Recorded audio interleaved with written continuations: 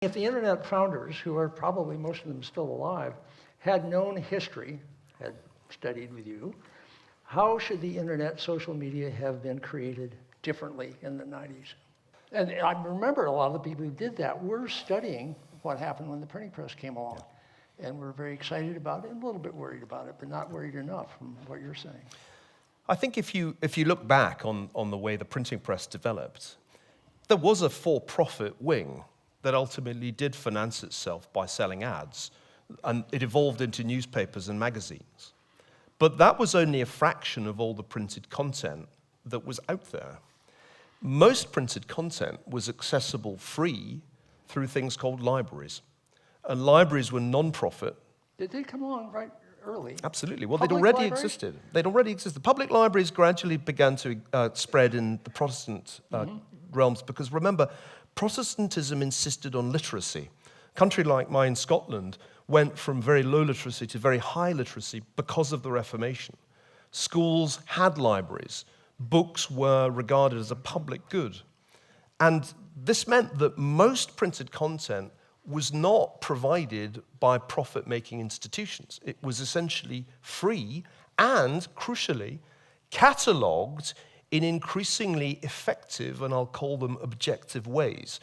Anybody who spent time in one of the great libraries of the world, say the Cambridge University Library, knows that the books are sorted in such a way that you find the book that you're after, and next to it are books on similar topics.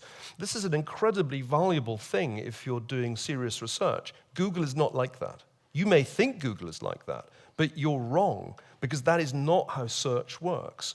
So I think when we look back on the evolution of the internet, the fatal mistake was to have too much for profit and not enough, well, call it Wikipedia, not enough that was non-profit. Under the printing press, by maintaining a very large non-profit sector, the network remained distributed.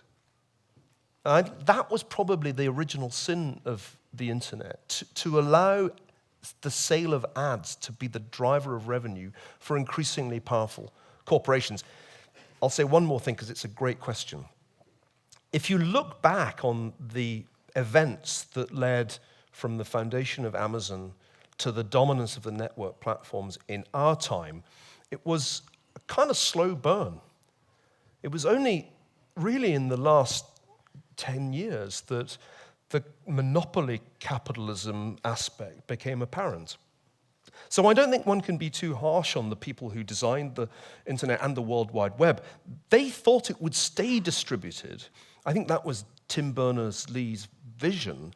The printing press had stayed distributed. Even the most powerful newspaper barons like William Randolph Hearst did not get anywhere close to the market shares of Facebook and Google today.